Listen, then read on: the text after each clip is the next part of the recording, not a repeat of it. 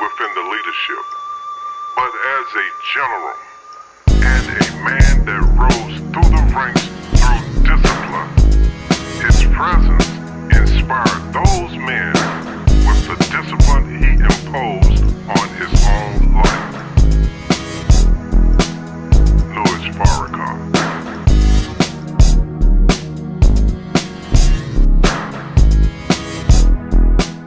Lately, I've been doing a lot of reading up on Malcolm X and just different other things, and like Buddhism and just other things.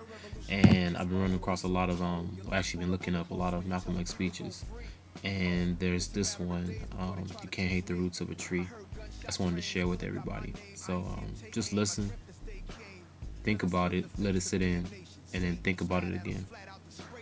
All right, words from the very articulate and intelligent Malcolm X. All right. Why should the black man in America concern himself, since we've been away from the African continent for 400 years, 300 or 400 years? Why should we concern ourselves? What impact does what happened to them have upon us? Number one, first you have to realize that up until 1959, Africa was dominated by the colonial powers, and by the colonial powers of Europe having complete control over Africa, they projected the image of Africa negatively. They projected Africa always in a negative light. Jungles, savages, cannibals, nothing civilized. And naturally, it was so negative until it was negative to you and me. And you and I began to hate it. We didn't want anybody to tell us anything about Africa, and much less call us an African. And in hating Africa and hating the African, we ended up even hating ourselves without even realizing it. Because you can't hate the roots of a tree and not hate the tree. You can't hate your origin and not end up hating yourself. You can't hate Africa and not hate yourself. And you show me one of these people over here who have been thoroughly brainwashed, who has a negative attitude toward Africa, and I'll show you one that has a negative attitude toward himself. You can't have a negative attitude toward yourself, a positive attitude toward yourself, and a negative attitude toward Africa at the same time. To the same degree that your attitude, that your understanding of an attitude toward Africa becomes positive, you'll find that your understanding of and your attitude toward yourself will also become positive. And this is what the white man knows.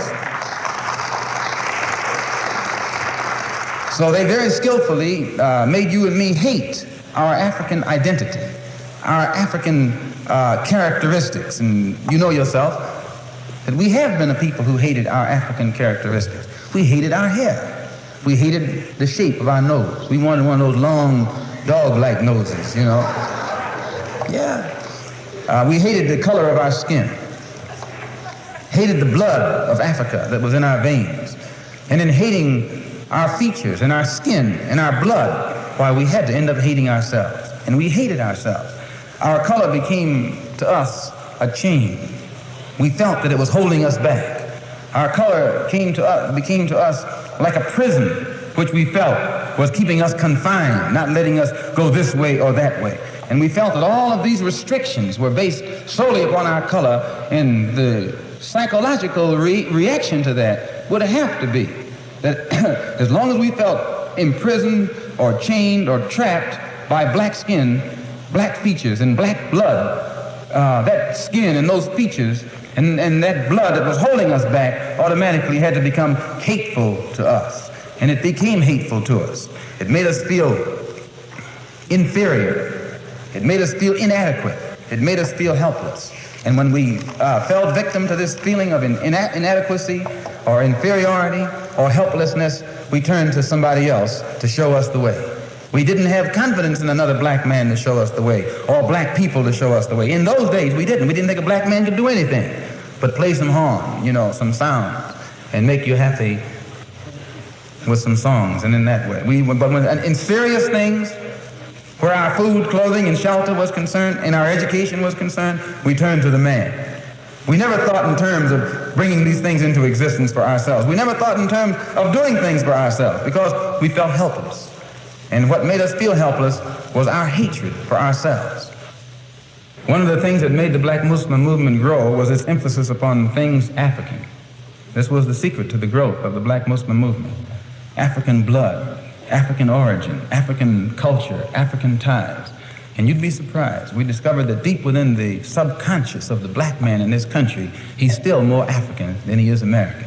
He thinks that he's more American than African because the man is jiving him and the man is brainwashing him every day, telling him, you're an American, you're an American. Man, how could you think you're an American and you have never had any kind of American treat over here? You have never. 10 men can be sitting at a table eating, dining. And I can come and sit down where they're dining. They're dining. I got a plate in front of me, but nothing is on it. Because all of us are sitting at the same table, are all of us diners? I'm not a diner until you let me dine. Then I become a diner. Just being at the table with others who are dining doesn't make me a diner. And this is what you got to get in your head here in this country. Just because you're in this country doesn't make you an American. And no, you got to go farther than that before you can become an American. You got to enjoy the fruits of Americanism. And you haven't enjoyed those fruits. You've enjoyed the thorns. You've enjoyed the thistles, but you have not enjoyed the fruits. No, sir. So I point these things out, brothers and sisters, so that you and I will know the importance in 1965 of being in complete unity with each other, harmony with each other, and not letting the man maneuver us into fighting one another. I say that again that I'm not a racist. I don't believe in any form of segregation or anything like that. I'm for the brotherhood of everybody, but I don't believe in forcing brotherhood upon people who don't want it. As long as we practice brotherhood among ourselves, and then others who want to practice brotherhood with us, we practice it with them also. We're for that. But I don't think that we should run around trying to love somebody who doesn't love us. Thank you.